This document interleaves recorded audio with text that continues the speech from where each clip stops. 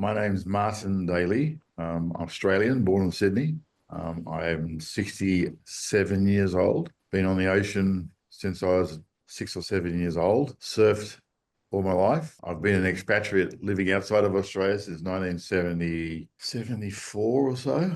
Went to live in New Zealand for a while and then went to Indonesia when I was 23. Stayed in Indonesia, exploring for surf and working as a commercial diver in the oil field. For quite a while, I started a commercial diving company in Indonesia, worked around Southeast Asia till about 2000, whilst also looking for surf. I've been to the far reaches of the Indonesian archipelago. I think I've done the entire coastline myself. Certainly all coasts that have, all the Pacific coast and all the Indian Ocean coast that has surf particularly. Was the first probably expatriate to go to a lot of parts of Indonesia that are now really popular. Mentawai Islands, Raja Ampat. I was up there in the very beginning before, when no one even knew it existed as a destination. Keen diver, keen surfer, very conscious of the environment. Have really been a keen observer of the marine environment over the last 50 years. Or longer, 55 years probably. Noticed the degradation and the changes to the marine environment with horror. Not really I had never really been a greenie as such, but I do care completely about the marine environment particularly. And ended up in the Marshalls 20 years ago. I was a mad keen shell collector when I was a kid, and I always dreamed of going to Bikini Atoll or somewhere like that, thinking about the fact that no one was going there because of the radiation and it would be untouched and pristine. And I guess what I've done over my lifetime is I've looked for those places in the world where we haven't affected it. But those places really no longer exist. There is nowhere that I've been in the world that I could truly say at this stage is still pristine. It hasn't got plastic bags on the beach or washed up crap or bleached coral, or the more people equals less marine life. It's kind of depressing, but and on the other hand, well, we have to try and do something about it. Yeah, we also here at Island Conservation are feeling sort of the same type of way about like looking for these pristine places and not being able to find them. But there's hope, like there is things that we can do. And I'm noting that one of the like I want to give you the opportunity to talk about Barren Island and talk about like maybe what you see as the vision for sustainable ecotourism, perhaps. Yeah, well, so my first interest, of course, was surfing, right? And um, I was sponsored by a company called Quicksilver to drive around the world looking for surf from 1999 to 2005, 2006. And at the same time, trying to find places where there's no human impact. We had a fairly we tied up with an organization called Reef Check for that project, and we did amateur transects looking at marine life in various remote locations to try and get a snapshot on the world's coral reefs in 2001, I think. And I always wanted to go to the Marshall Islands, and Quicksilver wouldn't go there because there was no commercial viability for them. They couldn't. So when the contract with Quicksilver finished in 2000, in November 2005, I went straight to the Marshall Islands, and it just ticked all the boxes for me. All the coral reefs were completely intact. There was hardly a stick of dead coral on the whole island chain. There was several uninhabited atolls. I mean, and no people at all is fantastic, really. As Bikar and Bokak, these two places that they've just declared a marine sanctuary, a lot of the Marshalls is like that. And now Bren particularly, I managed to lease an island, which is a massive responsibility.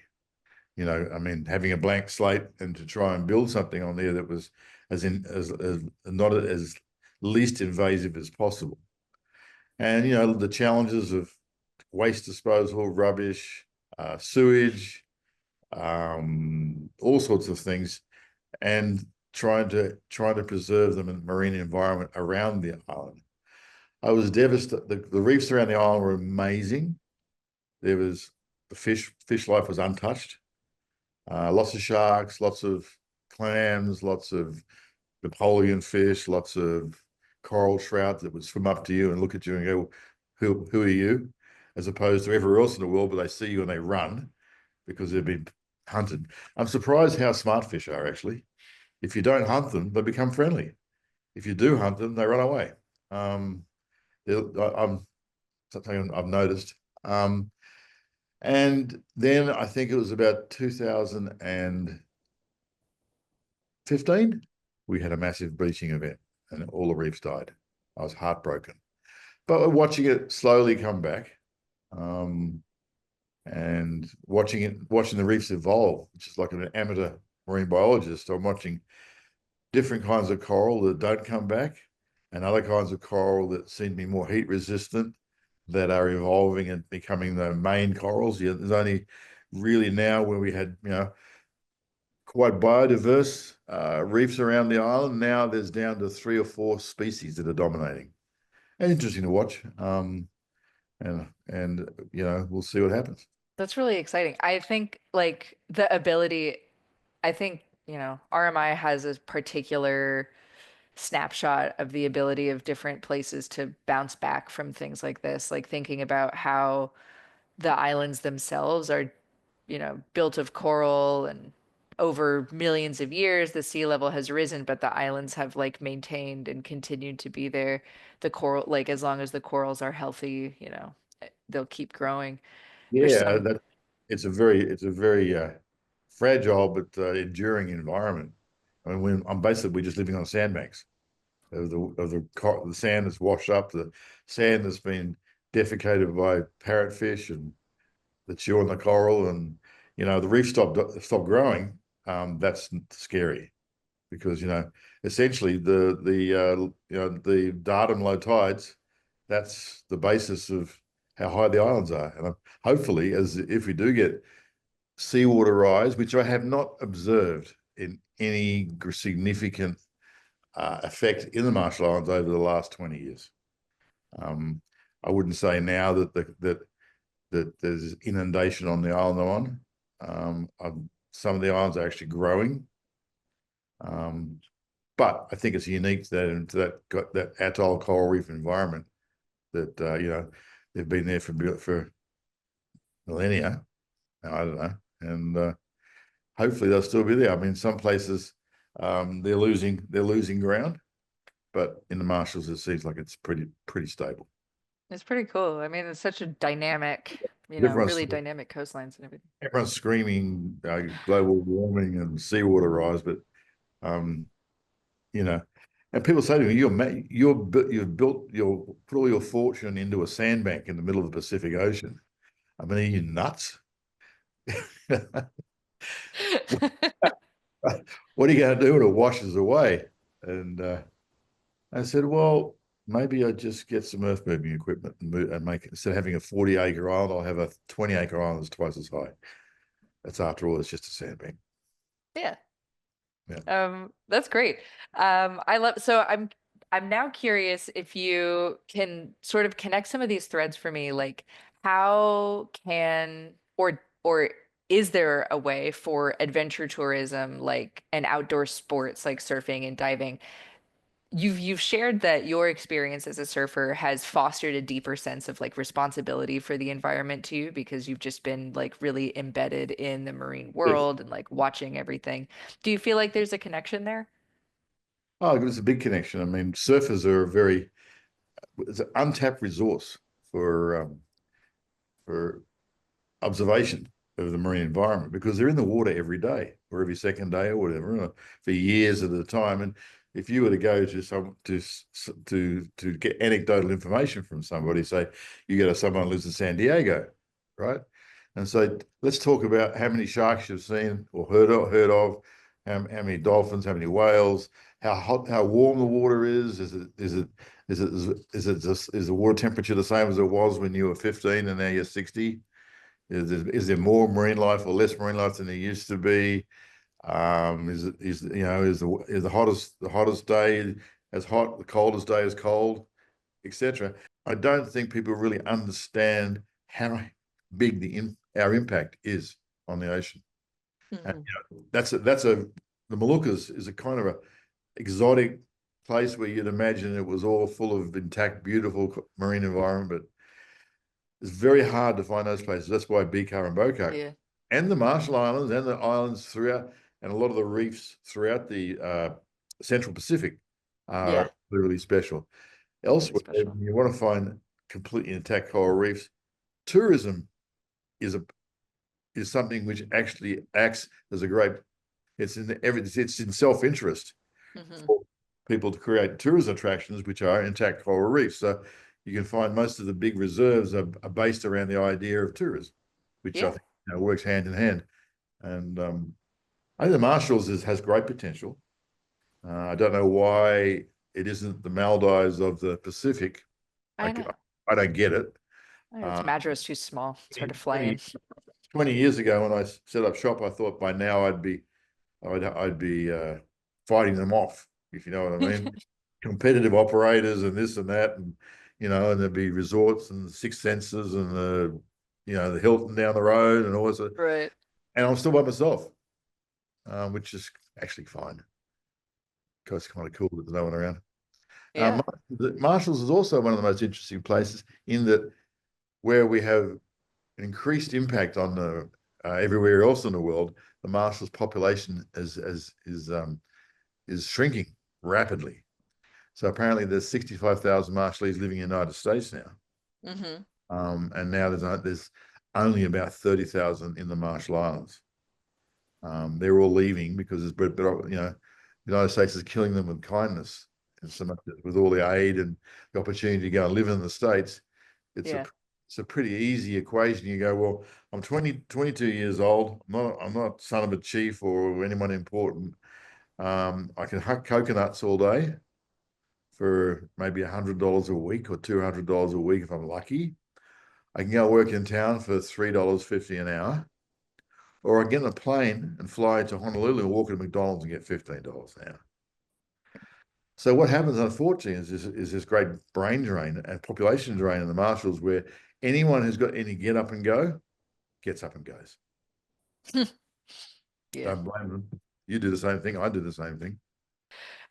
Well, before so our vision, right, for Bikar and Bokak and Gmo, we're also doing stuff on Gmo, is restoring the terrestrial habitat will bring back, seabirds. Those seabirds their poop is full of nutrients from the ocean. They go out, they eat the fish, they bring it back to the island.